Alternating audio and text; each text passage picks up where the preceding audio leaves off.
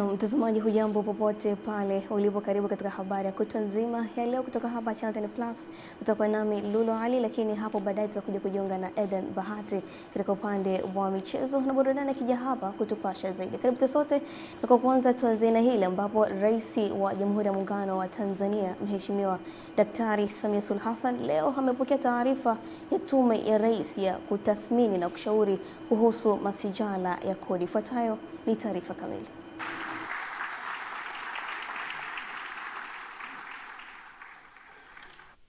Hafla ya kupokea taarifa ya tume hiyo imefanyika Ikulu jijini Dar es Salaam, ambapo katika hotuba yake Mheshimiwa Rais Samia amewapongeza wajumbe wa tume hiyo iliyoongozwa na Balozi Ombeni Sefue na kwamba serikali itaanza kufanya kazi mapendekezo yaliyotolewa ili kuhakikisha kuwa taifa linapata kodi stahiki. Nilifanya maamuzi ya kuunda tume hii ili kufanya tathmini ya kina ya mfumo wetu wa kodi kufuatia malalamiko ya muda mrefu kutoka kwa wananchi, wafanyabiashara, wawekezaji pamoja na wadau wa maendeleo kuhusu changamoto za mfumo wa kodi nchini. Lakini pamoja na hayo, mabadiliko ndiyo maendeleo. Napokaa muda mrefu lazima mjitathmini na mjibadilishe. Hata nyoka naye hujibadilisha, si ndio? Anavua gamba, anaacha, anakwenda akiwa mpya. Kwa na sisi tunataka kuvua gamba la malalamiko ya kodi ili tuende tuwe wapya. Mheshimiwa Rais Samia amesema katika kipindi cha miaka 4 iliyopita serikali ilichukua hatua ya kuimarisha makusanyo mapato ya kodi, huku akipongeza Mamlaka ya Mapato Tanzania kwa kuimarisha mifumo ya ukusanyaji mapato ambayo imekuwa ndio sehemu muhimu ya kujenga uchumi imara, jumuishi na shindani. Mfumo bora wa kodi ni sehemu ya mkakati wa kujenga uchumi imara, jumuishi na shindani, na ni nyenzo muhimu inayoiwezesha serikali kukusanya rasilimali zinazohitajika kwa ajili ya maendeleo ya nchi na ustawi wa watu wake. Kwa msingi huo, serikali na wadau mbalimbali tunao wajibu wa kuhakikisha kwa nchi yetu inakuwa na mfumo bora wa kodi utakaorahisisha kufuatilia makusanyo ya kodi kwa ufanisi. Hafla hiyo imehudhuriwa na makundi mbalimbali ya watu kwenye jamii, ikiwemo viongozi wa serikali wastaafu na walioko madarakani, wakiongozwa na Makamu wa Rais wa Jamhuri ya Muungano wa Tanzania Mheshimiwa Balozi Daktari Emmanuel Nchimbi, mabalozi na wawakilishi wa mashirika ya kimataifa, viongozi wa dini na wadau mbalimbali wa sekta ya fedha. Ni muhimu tuwe na mfumo wa kodi unaopanua wigo wa kodi na kuhakikisha kila mtu anachangia kadri ya kipato chake, lakini kwa namna iliyo rahisi, iliyo wazi, ya haki na usawa. Mimi ni Esther Mtebe na hii ni Channel 10. Na shukrani sana Esther Mtebe kwa taarifa hiyo. Watu 4 kati ya 6 wanaodaiwa kuwa ni wahalifu wanajihusisha na uporaji pamoja na uvunjaji nyakati za usiku wamefariki dunia wakati wakipatiwa matibabu baada ya kupigwa na wananchi kwa kutumia mawe na silaha za jadi katika eneo la Uyole sokoni jijini Mbeya. Roschapewa anatueleza zaidi.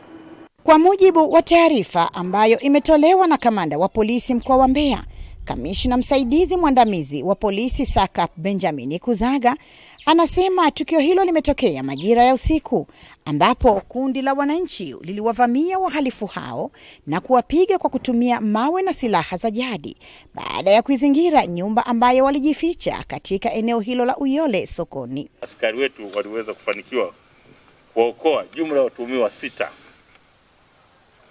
kutoka mikononi mwa hao wananchi waliokuwa na hasira.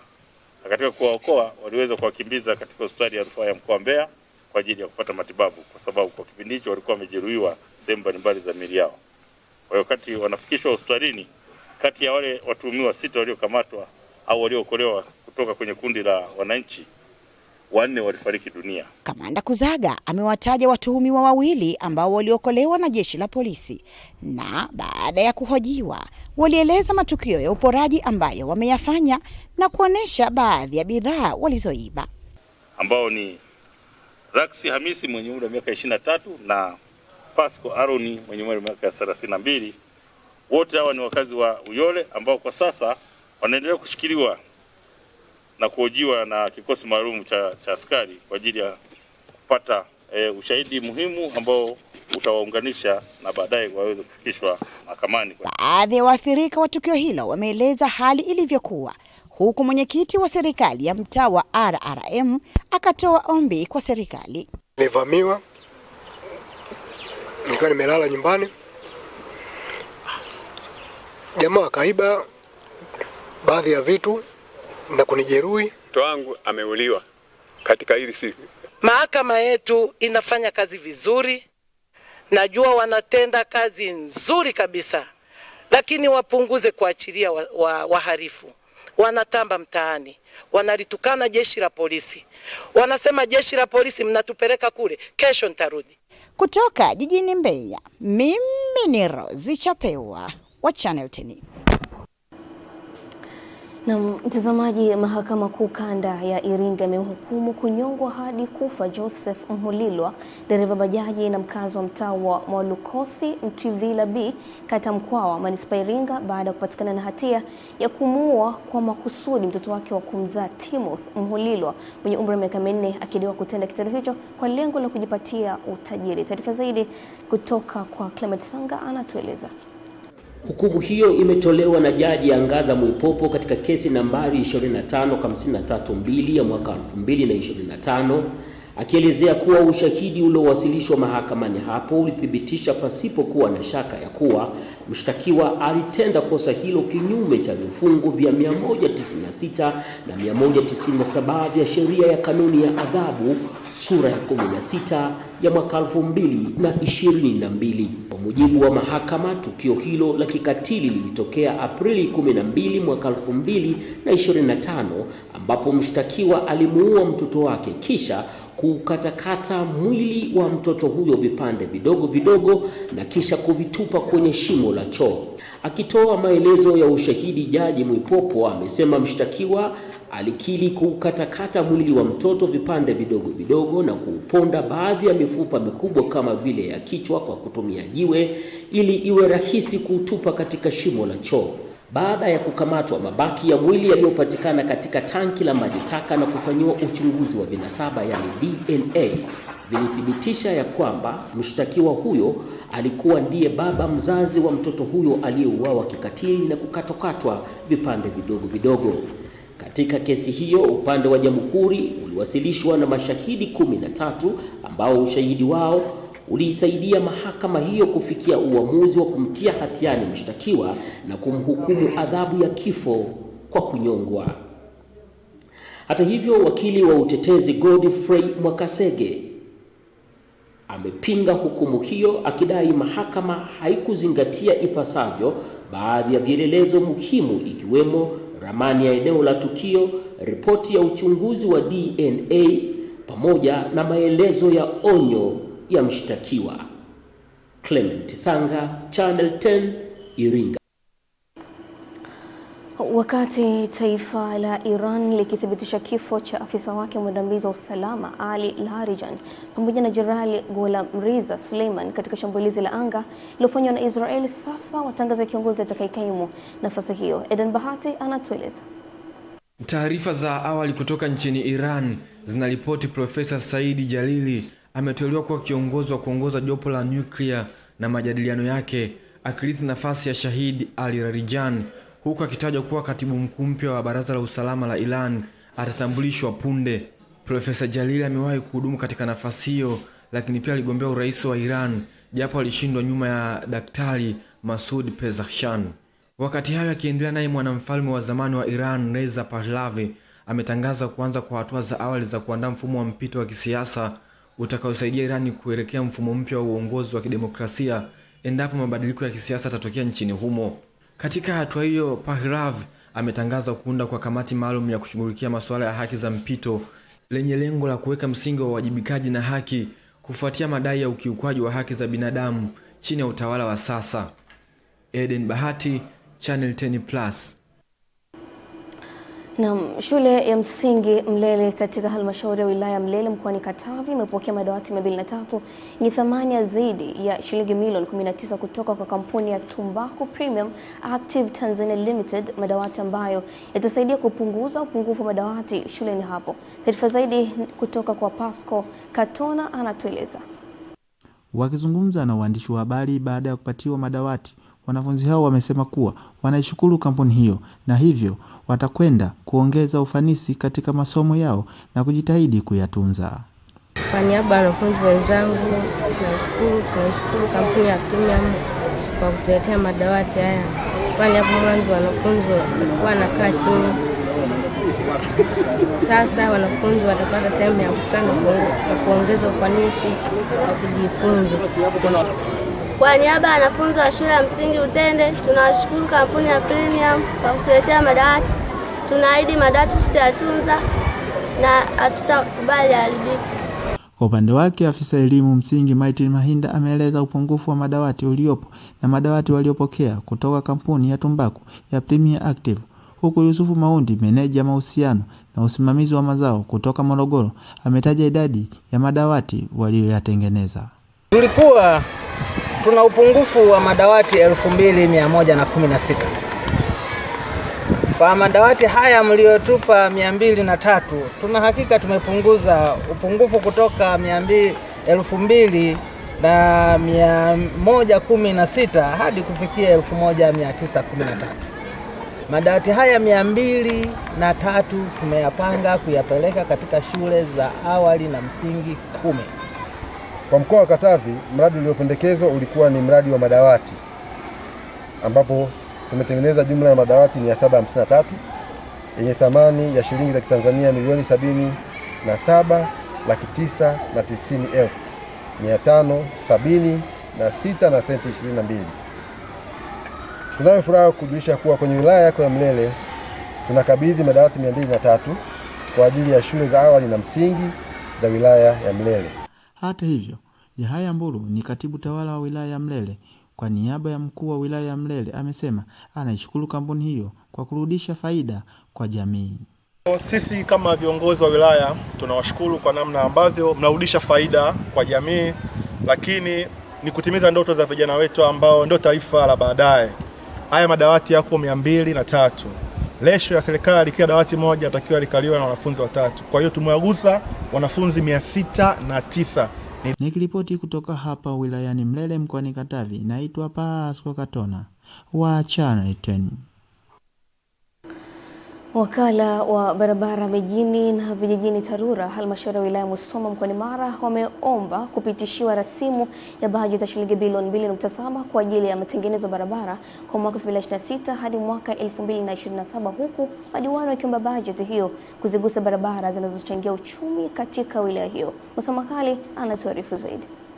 Ni katika baraza la madiwani halmashauri ya wilaya Musoma hapa mkoani Mara la kupitisha bajeti, na hapa wakala barabara mijini na vijijini TARURA anaomba kupitishiwa rasimu ya bajeti ya shilingi bilioni 2.7 kwa ajili ya matengenezo ya barabara kwa mwaka 2026-2027, huku madiwani nao akashauri kuangaliwa barabara muhimu zinazochangia uchumi katika maeneo hayo.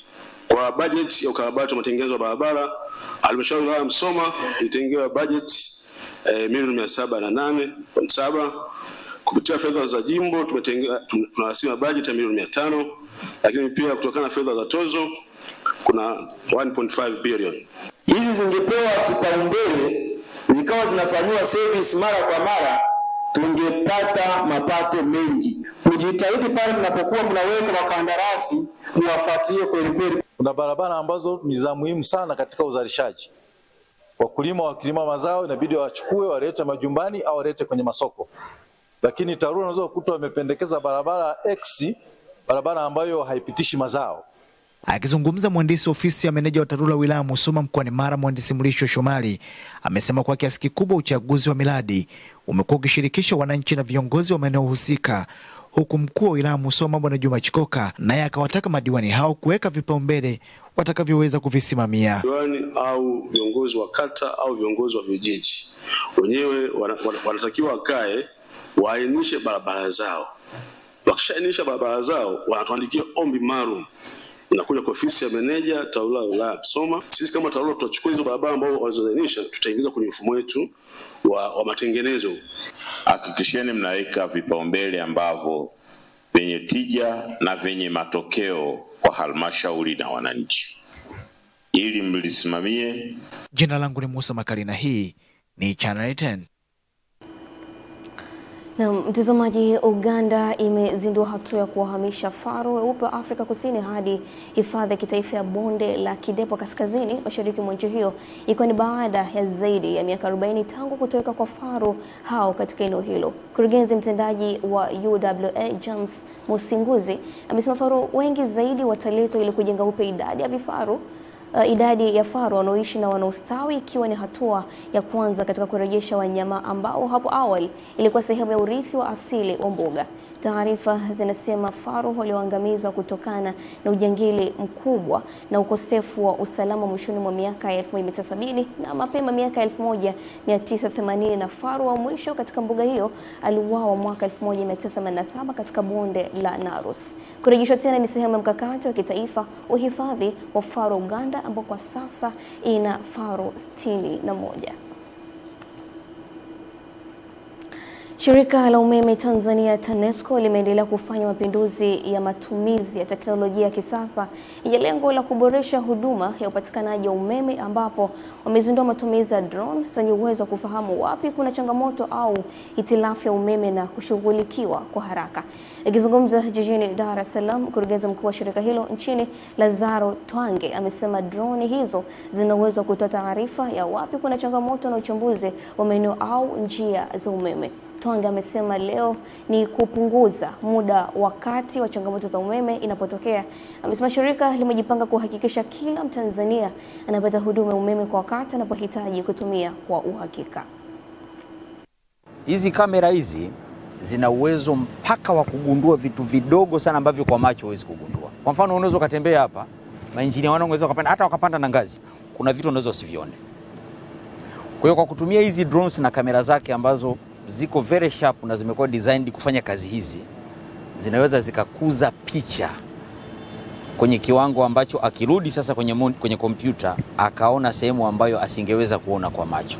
Akishaiona ile damage ambayo itakuja kutokea baada ya muda fulani, ina maana yeye atawahi kwenda kutengeneza kabla ile kitu haijawa kubwa na kusababisha umeme ukatike. Lakini sasa tunaenda kwenye mfumo kwa kutumia hii teknolojia ambayo sasa tutakuwa tunaona hata kama ile pointi bado ndo kwanza tu imeanza kuachia kwenye yale maungio, tutaweza kuiona kwa urahisi na kuweza kupanga mpango kazi wa kuhakikisha tunarekebisha yale matatizo tutakayogundua kwa wakati huo. Serikali imekamilisha mradi wa maji wenye mtandao wa urefu wa kilomita 60 kutoka Darakuta Minjingu ambao umegharimu bilioni 16, ukitarajiwa kunufaisha wananchi 1035 wa kata za Nkaiti, Mwada, Magugu na Kisangaji, ambapo wananchi hao wanatarajiwa kuondokana na kero ya maji kwa takriban miaka 46, hususan kata ya Nkaiti ambao wamekuwa wakitumia maji ya mabwawa. Tupate taarifa zaidi kutoka kwa Elia Kimani. Mradi huu wa Darakuta Minjingu ambao unakwenda kukata kiu ya wananchi wa kata hiyo umetekelezwa na mamlaka ya maji safi na usafi wa mazingira mjini Babati BAWASA, ambapo usambazaji wa maji unaanza katika wiki hii ikiwa ni maadhimisho ya wiki ya maji. Leo ndoto yetu imefikia, jambo la kumshukuru Mungu. Leo ukiamka asubuhi hutakuwa na wazo la kuwaza maji, unawaza shughuli zingine kuliko maji, kwa sababu wakina mama walikuwa wanachota maji kwenye mashimo na maji sio salama. Wakina mama tulipata shida sana kwa ajili ya kutafuta maji, na haswa hata ndoo nyingi zilikuwa zinaharibika kwa sababu mama anatoka saa 9 ya usiku kukimbilia huko kwenye visima virefu vya kupampu maji, na maji yenyewe ni magumu kuyapata, na hatimaye ukirudi nyumbani mzee amekasirika.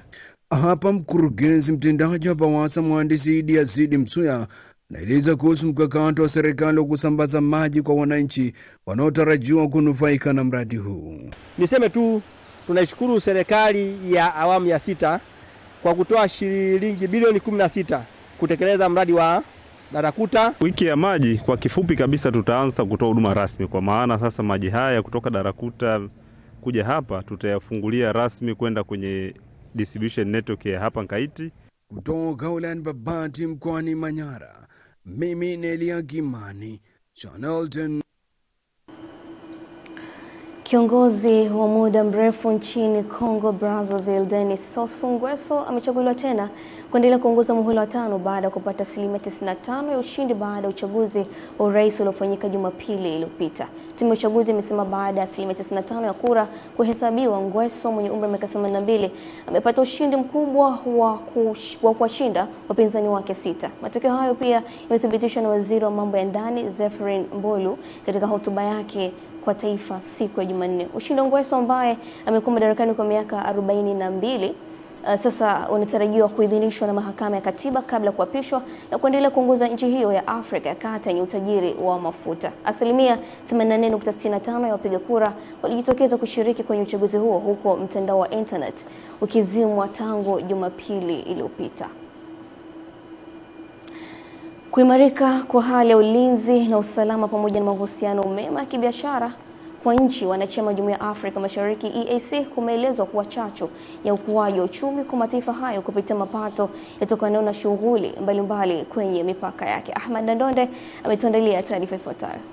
Hayo yameelezwa na mwenyekiti wa kamati ya kudumu ya mawasiliano, biashara na utalii ya Bunge la Afrika Mashariki Dr. Gladness Salema wakati akizungumza kwenye ziara ya kamati hiyo iliyotembelea na kujionea shughuli mbalimbali za kibiashara katika mpaka wa Holili Taveta uliopo kati ya Tanzania na Kenya. Tujivunie kwamba ule ushirikiano na umoja upo, na unaona kabisa hata namna ambavyo pande zote mbili zimeachukua yale matatizo, zile changamoto ambazo zimeletwa. Huo ni udugu katika kufanya biashara. Kwa hiyo niseme tu kwamba utengamano inaonekana kabisa kwamba umekomaa katika ngazi ya biashara, na kama ulivyoona kwamba biashara inakuwa, hatujasikia kama kuna mapigano kati ya Mkenya na Watanzania. Unaona kabisa ile dhana ya utengamano na kuangalia kwamba hapa lengo letu kubwa ni kupata matokeo makubwa, wote wameibeba. Ni lazima tuhakikishe kwamba kama kuna mtu anataka kusafiri kutoka pande moja kuelekea ile nyingine, iwe ni kazi rahisi. Tunapaswa kufanya kama watu wa East Africa, tuhakikishe kwamba sisi wenyewe tunafanya biashara na sisi wenyewe. Hii mambo ya kuleta vitu kutoka Uchina. Naye mkuu wa wilaya Rombo Mwalimu Raymond Mwangwala amesema kuwa hali ya amani na usalama katika wilaya yake imeendelea kuongeza msukumo wa shughuli za kibiashara mpakani hapo. Mimi ninachoweza kuhakikishia, yote tuliyokubaliana, yote tuliyoweza kuzungumza, tutakaa, yaliyo kwenye level yetu tutakaa na tutayamaliza, lakini yaliyokuwa nje ya uwezo wetu watayabeba, watakwenda nayo. Lakini ninachoweza kuhakikishia, boda zetu ziko salama na watu wake wanaendelea na shughuli kama kawaida. Hata hivyo, kamati hiyo ikapata fursa kusikiliza changamoto mbalimbali zinazokabili wanajumuiya. Some border users may lack awareness of OSPP procedures which can cause confusion and delay for some trials. Kwenye mfumo tafuteni mbinu mbadala ili mtu aweze kuclear mapema ili aweze kuondoka. Wengine hatuna Safaricom line na lazima ulipe through Safaricom. Mpaka ufanye communication na mtu yuko mbali ya kusaidia kulipa ndio upite. Ahmad Ndonde, Channel 10, Rombo. Taasisi ya kimataifa ya Kiislamu ya Taawanu yenye makao makuu yake nchini Uingereza imetoa wito kwa waumini wa dini ya Kiislamu kushirikiana, kusaidiana na kudumisha umoja kwa kuzingatia mafundisho ya dini hiyo na maelekezo ya Mtume Muhammad sallallahu alaihi wasallam. Margaret Malisa ana taarifa zaidi. Akizungumza wakati wa hafla ya uzinduzi wa tawi la Taiwan katika msikiti wa Masjid Nur Kibamba wilayani Ubungo ulioambatana na iftari iliyoandaliwa kwa pamoja kati ya waumini wa msikiti huo na taasisi hiyo, mwenyekiti wa Taiwan mkoani Dar es Salaam alisema ushirikiano ni nguzo muhimu ya mafanikio ya jamii yoyote. Nini? Tuzingatie yale malengo yetu, madhumuni yetu ni kushirikiana na kusaidiana katika wema na uchamungu. Tunasongesha gurudumu la uchamungu mbele. Sisi kama viongozi tumelipokea hilo na tutakuwa tayari kuhamasisha waumini wetu ili kwa ajili ya kuisimamia hii taasisi, kwa ajili ya kujitolea mali zao na juhudi zao. Upande wake mratibu wa taasisi hiyo mkoani Dar es Salaam, Ustazi Abdul Kadir Kajumulo, amesema tawi hilo ni la kwanza mkoani humo na kuwa lengo ni kuendelea kufungua matawi mengine maeneo mbalimbali. Huku katibu wa taasisi hiyo mkoani Dar es Salaam, Bi Fatuma Manwar, ambaye pia ni afisa mikopo wa taasisi hiyo, alisisitiza Waislamu kuwa na utamaduni wa kusaidiana. Na natoa wito kwa waumini wenzangu wa Kibamba na wilaya Ubungo kuchangamkia fursa, lakini pia kuhakikisha kwamba tunatoa ushirikiano wa kutosha ili tuweze kusonga mbele na taasisi yetu. Napenda kuwahamasisha ama kuwataarifu umma wa Kiislamu tupende kujitolea kufanya kazi za Kiislamu kwa moyo mmoja. Tupende pia kusaidiana. Haijalishi mtu ana kikubwa au ana kidogo. Sababu kina mama mara nyingi tunakuwa nyuma kwa sababu hatuna miradi ya kufanya. Ndio matarajio yetu sisi ya baadaye ndipo tutakuwa tumefanikiwa kupata hizo pesa na kuendesha miradi yetu. Taasisi hiyo ya kimataifa yenye makao makuu nchini Uingereza ilianzishwa na Mtanzania Hajati Zahara Datsan na inajihusisha na kuisaidia jamii kupitia miradi ya maji safi, misaada kwa yatima na wasiojiweza, ufadhili wa elimu, nishati safi ya kupikia, mikopo isiyo na riba kwa wajasiriamali na maendeleo ya Uislamu ndani na nje ya bara la Afrika. Margaret Malisa, Channel 10. Na mtazamaji, mara baada ya taarifa hiyo, na sasa tukapata mapumziko mafupi. Tukirejea tunakuja kuendelea mbele zaidi katika upande wa habari za biashara na uchumi. Mimi ni Lulu Ali na hii ni Channel 10 Plus. Endelea kusalia nasi.